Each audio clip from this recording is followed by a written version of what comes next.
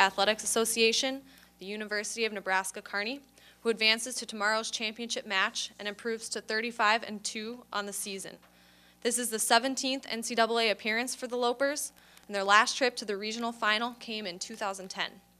They're both the MIAA regular season and conference tournament champions, and were ranked tied for second in the latest AVCA poll. Representing the Lopers are head coach Rick Squires and student athletes junior middle blocker Ellie Pesavento and junior middle blocker Katie Sokolowski. We'll begin with an opening statement from Coach Squires and then open up for questions.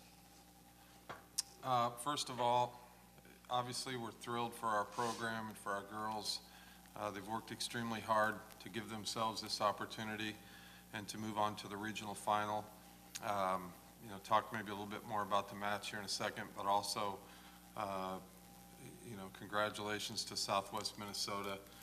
It's as good a team as we've played all year, and I'll say it again. It's very unfortunate that two teams this highly ranked have to play each other in a second-round NCAA tournament match, and I think that I know that's the Division II philosophy, but to watch the disappointment on their faces after having to play a second-round match when they've had the season they've had, it's just not right to know that there are teams that are not of that caliber that are still playing.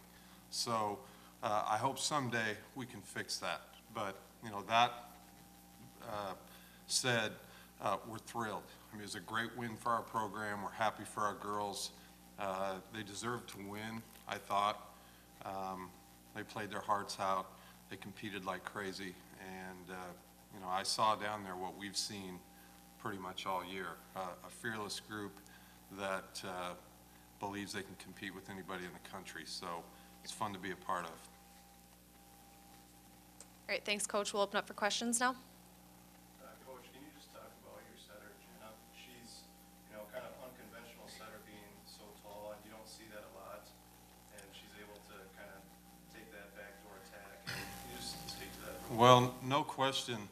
It's a dimension that we have that, to my knowledge, nobody else in Division II has, and probably a lot of Division I programs. I mean, to have a 6'1" setter who's a good athlete as well, and she's continued to improve over the course of her time here at UNK. But, it's one of those things that's probably impossible to practice against. She can go up and get balls that are 6 or 8 inches over the net, take a tight pass and turn it into a pretty good pass. And then she's a threat as an attacker. And I got the sense, especially in Game 4, that it really started to wear them down, that she was able to get 2 or 3 kills in that set. And so when you have quality attackers like we do, and then your setter can get 5, 6, 8, 10 kills, it's just another way we can kind of go about trying to score points. Ellie, in the first set, you guys kind of controlled it from the onset. There was long volleys too. Can you just kind of describe how that was set up, especially with the defense allowing you guys to come out on top in that first set? We just wanted to play Loper volleyball. That's what we've talked about through this whole tournament, that we just want to come in, play the volleyball that we know and have all year. And Southwest is a very good team. We knew that we were going to have to work very hard, and our defense really helped us getting touches up at the net, and then just our back row did amazing tonight. So. Katie, can you just talk about the mindset of the team? Coach talked about facing another #2 team in the country. So what's the mentality of your team going into a match like this? Our mentality mainly was to attack the ball. Like we said, we knew with how good Southwest was that rallies were going to be super long, and there was going to be really long rallies that we didn't necessarily win. But then we had to forget about that point and go on to the next one and just kind of have that attack mentality.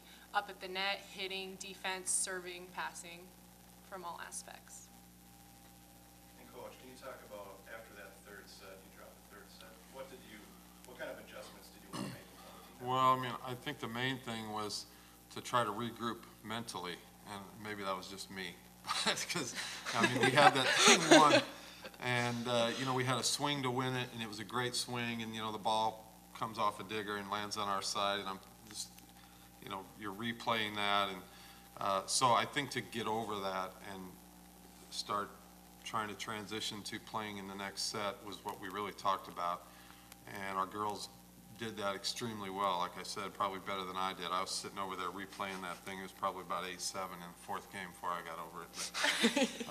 But you know, just mentally dealing with that. And we've got a team that's pretty strong mentally, and they handled it very well. How big of a boost is this win for you tomorrow, no matter who you play? You're gonna play somebody pretty strong in Concordia. You want to take that one? I'll take that one. We know that whoever we're gonna play again, it's gonna be a tough game. Both Duluth and Concordia St. Paul have like histories of extremely good programs. They make it far in the tournament every time, and so again, we're just gonna come out, play Loper volleyball, and I think the main thing is play as a team, which is what we've done this entire season.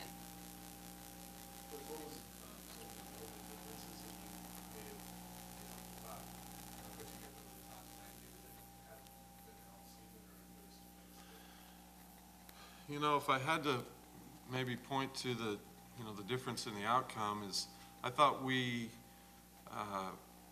played a little cleaner at times. I mean, it looked like, and I'm not sure if it was partially due to the fact that we were playing good defense or we got some early touches, but Southwest made some unforced errors, and we took advantage of that early, and then we got to play with the lead and keep the pressure on them. And I thought that there was an ongoing battle between servers and passers on both sides of the net, and we stayed on the right side of that most of the time, and we were able to just get them just enough out of system, and that was part of the reason in game 3 they got a lead, is they really kind of ratcheted up their serving and got us on the run a little bit. But you know, that part of the game I thought was in our favor, and then helped us kind of do some of the other things we needed to do. And you know, Jenna at the net did some big things, especially in game 4. All right, thank you for University of Nebraska-Kearney, and good luck in the championship match tomorrow. Thank you. Thank you.